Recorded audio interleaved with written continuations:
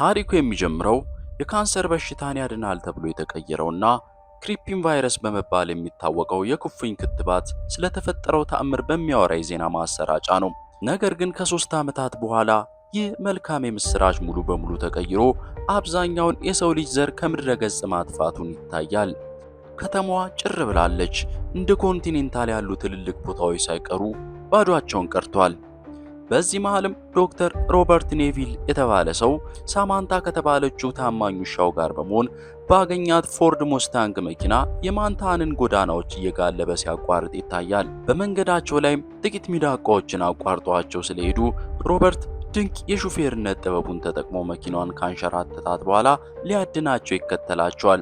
አንዷንም ሚዳቆ አድብቶ ሊተኩስባት ሲል ግን ድንገት አንድ አንበሳ ዘሎ በመግባት ሚዳቋን ይገድላታል። ሮበርትም ከአንበሶች መንጋ ጋር መጋፈጥ ስለማይፈልግ ባለበት ፍዝዝ ብሎ ይቀራል። በዚያ ቅጽበትም የእጅ ሰዓቱ የማንቂያ ድምፅ ማውጣት ይጀምራል። ይህም የፀሐይ ብርሃኑ ከመጥለቁ በፊት በአስቸኳይ ከአካባቢው መውጣት እንዳለበት የሚጠቁም ምልክት ነው። ከዛ በኋላ ሮበርትና ሳማንታ ቤት ደርሰው ምግባቸውን እየበሉ የቆዩ የዜና ምስሎችን ይመለከታሉ። ከዚያም ሮበርት ሻወር ይወስዳል። ዳግመኛም የሰዓቱ ማንቂያ ሲጮህ ለሌሊቱ ቤቱን በጥንቃቄ መቆለፊያ ጊዜ እንደደረሰ ያሳውቀዋል። ሮበርትም ሳማንታን አቅፎ የመታጠቢያው ገንዳ ውስጥ ይተኛል። ከውጭ ደግሞ በጣም አስፈሪና ታላቅ ድምፅ ይሰማል። እነዚህም ዳርክ ሲከርስ የተባሉ የተለከፉ ፍጥረታት ነበሩ። እዚህ ጋርም ታሪኩ ወደ ኋላ ተመልሶ አፖካሊፕሱ ወይም የዓለም ጥፋት ሲጀምር የነበረውን ትዕይንት ያሳየናል። ሮበርት ባለቤቱን ዞዊና ልጁን ማርሊን ሊወስዳቸው ይሄዳል። ማንሃታንም በኳራንቲን እየተዘጋጀ እንደሆነና እርሱም መድኃኒት ፍለጋ እዚያው ሲቀር እነሱ ግን ከአካባቢው ሊያወጣቸው እንደሚገባ ይነግራቸዋል። ማርሊንም አባቷን ለማጽናናት በእጆቿ የቢራቢሮ ቅርጽ እየሰራች ታሳየዋለች። ወደ አሁኑ ጊዜ ሲመልሰን ሮበርት ከእንቅልፉ ነቅቶ ከሳማንታ ጋር ትንሽ አካላዊ እንቅስቃሴ ካደረገ በኋላ ከመሬት በታች ወዳለው ቤተ ሙከራው ይወርዳል። በክትባት ሞክሮባቸው የነበሩትን አይጦችንም ይመረምራል። አብዛኛዎቹ አሁንም የአጥቂነት ባህሪ የሚያሳዩ ሲሆን አንዳንዶቹ ደግሞ ሞተዋል። ነገር ግን ኮምፓውንድ 6 የተባለው አይጥ በጎ ለውጥ ማሳየት ጀምሯል። ጥቃቱ ቀዝቀዝ ብሏል። የቆዳው ቀለምም የመመለስ ምልክት አሳይቷል። በመሆኑም ጄ ሲሪየስ ሲረም 39 የተባለው ሊሆን የሚችለውን ክትባት በሰው ልጅ ላይ ለመሞከር ዝግጁ እንደሆነ ይወስናል። ከዛ በኋላ ሮበርትም ትጥቁን አዘጋጅቶ ከሳማንታ ጋር ወደ ውጭ ይወጣል። በመንገዱ ላይም ወደ አንድ የሲዲ ቪዲዮ መደብር ጎራ ይላል።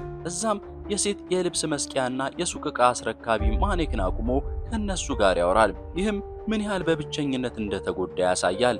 በመቀጠልም የዕለት ተዕለት የሬዲዮ ስርጭቱን በመክፈት በሕይወት ያለ ማንኛውም ሰው ካለ ምግብና ጥበቃ ሊሰጠው እንደሚችል መልእክት ያስተላልፋል። በዚያውም የጎልፍ ኳስ ይጫወታል። በዚህ መሃልም በድንገት ሳማንታ ጆሮቿን ቀጥ ታደርጋለች። ሮበርትም ሲመለከት አንድ ሚዳቋ ያያል።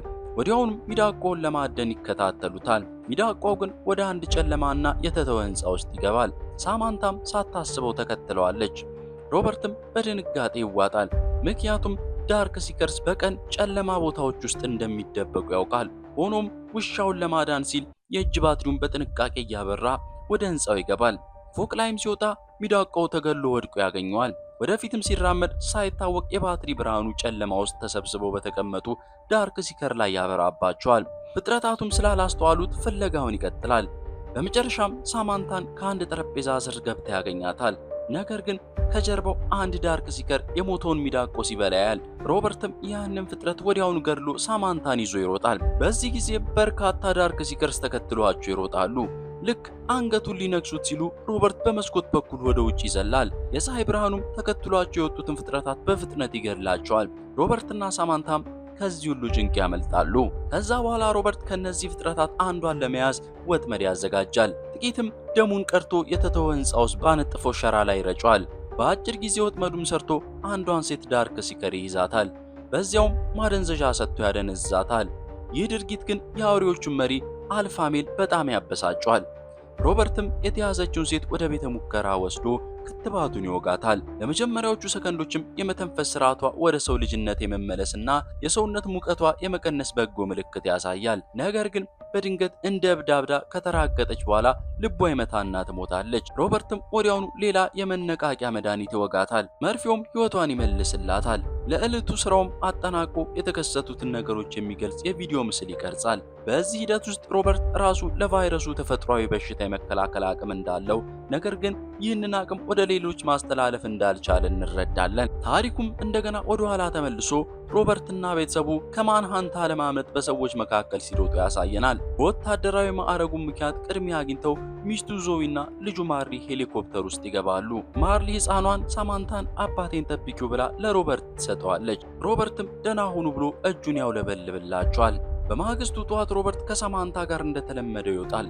ነገር ግን መኪና ሲነዳ ፍሬድ የተባለውን ከሲዲ መደብሩ ያወቀውን ማኔክን መንገድ መሃል ቆሞ ያየዋል። ሮበርትም በጣም ደንግጦ አእምሮውን ይስታል። ሽጉጡንም አውጥቶ ማኔኩን ይተኩስበታል። ወደ ወደቀው ማኔክም ተጠግቶ ሲሄድ ግን በረቀቀ መንገድ የተሰራ ወጥመድ ውስጥ እግሩ ገብቶ ቁልቁል ይሰቀላል። ጭንቅላቱም መሬት ላይ ስለተመታ ራሱን ይስታል። አውሬውም አልፋሜ ለእርሱ ያዘጋጀለት ወጥመድ ነበር። ከሰዓታት በኋላ የእጅ ሰዓቱ ሲጮህ ነግቶ ራሱን ያገኛል። የፀሐይ ብርሃንም ሊጠልቅ ስለሆነ በፍጥነት በያዘው ቢላዋ ገመዱን ይቆርጣል። በዚህ መሃልም ቢላዋ እግሩን ይወገዋል። ሮበርትም እየተሳበ ወደ መኪናው ለመድረስ ሲሞክር ሳማንታ አንድ ነገር አስተውላ ጮኸች። ሮበርትም ሲመለከት ያ የተናደደው አልፋሜል ከሶስት የተለከፉ ውሾች ጋር ቆሟል። አልፋሜሉም ውሾቹን ይለቃቸዋል። ምንም እንኳን ፀሐይ ብርሃን የተጠበቁበት ጥላ ቢጠፋም ውሾቹ ወደ ሮበርትና ሳማንታ ይሮጣሉ። ሳማንታም ሮበርትን ለማዳን ከአንድ ውሻ ጋር ትታገላለች። ሮበርትም ሽጉጡን አውጥቶ አንዱን ይገድላል። ሳማንታም እየተጎዳች እንደሆነ አይቶ ሊረዳት ሌላ ውሻ ይዘልባታል። ሮበርትም ያንን ውሻ ተፋልሞ ገድሎ ሲጨርስ ሳማንታ በነከሷት ውሾች ምክንያት በጣም እንደተጎዳችና ቫይረሱ ወደ እርሷ እየተሰራጨ እንደሆነ ያያል። ወደ ቤትም ወስዶ ክትባቱን ሊሰጣት ቢሞክርም ቀድሞ ረፍዷል። ሳማንታ መቀየር ጀምራለች። ሮበርትም በታላቅ ሕመምና እጅግ በሚያሳዝን ሁኔታ የገዛ ውሻውን በገዛ እጁ ለመግደል ይገደዳል። በማግስቱ ሳማንታን ቀብሮ ከመቼውም በላይ በብቸኝነት ተስፋ ቆርጦ ይዞራል።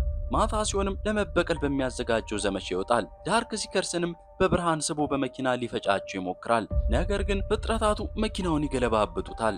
አልፋሜሉም ሊበላው ሲል ድንገት ታላቅ ብርሃን ፈንጥቆ ፍጥረታቱን ያባርራቸዋል። ሮበርትም ራሱን ከመሳቱ በፊት አንዲት ሴትና አንዲት ትንሽ ልጅ ሲረዱት ያያል። ቤቱንም ጠቁሟቸው ሙሉ በሙሉ ራሱን ይስታል። ሮበርትም ራሱን ስቶ ሳለ የመጨረሻውን ያለፈ ታሪክ ትዕይንት እናያለን። ሮበርት ለቤተሰቡ እጁን ሲያውለበልብ መቆጣጠሪያዋን የሳተች ሄሊኮፕተር መታ የቤተሰቡ ሄሊኮፕተር ላይ ተጋይታ ሚስቱና ልጁ ወዲያውኑ ይሞታሉ። በማግስቱ ጠዋትም ሮበርት ሶፋ ላይ ነቅቶ ሳለ ሽሬክ የተባለውን ካርቶን ቲቪ ላይ ሲታይ ያያል። ምንም አይነት ስጋት ላለመውሰድም ደብቆ ያዘጋጀውን ሽጉጥ ይዞ ቤቱን ሲፈትሽና አና የተባለችውን ሴትና ኢታን የተባለችውን ልጅ ቁርስ ሲሰሩ ያገኛቸዋል። እየበሉ ሲወያዩም አና በሬዲዮ ስርጭቱ አማካኝነት እንዳገኙትና በፈርሞንት ወደሚገኙ በሕይወት ያሉ ሰዎች መጠለያ እየሄዱ እንደሆነ ትነግረዋለች።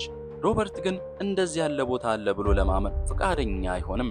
በኋላ ላይ ሮበርት ወደ ሙከራ ቤቱ ወርዶ ለታሰረችው ሴት ፍጥረት እንደገና ክትባቱን ይወጋታል። ሌሊት ሲሆን ሮበርት ለአና አምላክ የለም እያለ ሲከራከራት ድንገት የዳርክ ሲከርስ መንጋ ወደ ቤቱ እየመጣ እንደሆነ ድምፅ ይሰማሉ። ትናንት ማታም ሲረዱት ተከታትሏቸው እንደመጡ ይረዳል። አውሬዎቹም የቤቱን የብርሃን ማታለያዎች ያደቃሉ። ሮበርትም ቦምቦችን አፈንድቶ በርካታዎችን ቢገድልም አልፋሜሉም ድንገት መጥቶ አንገቱን ይይዘዋል። ሮበርትም በረጅም ርቀት ተተኳሽ ጠመንጃው አባሮት ወደ ቤተ ሙከራው ይሸሻሉ። እዚያም በጣም ጠንካራ በሆነ ወፍራም መስታወት በተከለለ ክፍል ውስጥ ይሸሸጋሉ። በዚያ ቅጽበትም ክትባቱ ተሰጥቷት የነበረችው ሴት ፍጥረት ሙሉ በሙሉ ወደ ሰው ልጅነት እየተመለሰች እንደሆነ ያያሉ። ክትባቱ ሰርቷል። ሮበርት ዳርክ ሲከርስን ሊያናግራቸው ቢሞክርም አልፋሜሉ ግን መስታወቱን በራሱ በመምታት ሊሰብሩ ይሞክራል። የመስታወቱ ስብራትም የቢራቢሮ ቅርጽ ይይዛል። ሮበርትም የልጁን ትዝታ ያስታውሳል። ወዲያውኑ የደሙን ሴረም መድኃኒት ቀርቶ ለአና ይሰጣታል። እሷና ሕፃኑም ከጀርባ ባለው የከሰል ማውጫ ትቦ ውስጥ ደብቆ ይሸኛቸዋል። ከዚያም የቤተሰቡን ፎቶ አውጥቶ ከተመለከተ በኋላ የእጅ ቦምቡን ያወጣል። አልፋሜሉን መስታወቱን ሰብሮ ሲገባ ሮበርትም የቦምቡ መያዣው ልኮ ወደ አውሬዎቹ በመንደርደር አብሯቸው ይፈነዳል። በዚያም ሕይወቱ ያልፋል። በማግስቱ ጠዋት አናና ኢታን ወደ ቨርሞንት ተጉዘው በሕይወት ያሉ ሰዎች የሚጠበቁበት መጠለያ ይደርሳሉ። በሩም ተከፍቶ በርካታ ሰዎች ያሉበት ሰላማዊ ማህበረሰብ ይታያል።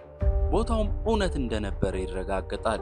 አናም መድኃኒቱን አስረክባ ታሪኩ በዚሁ ያበቃል።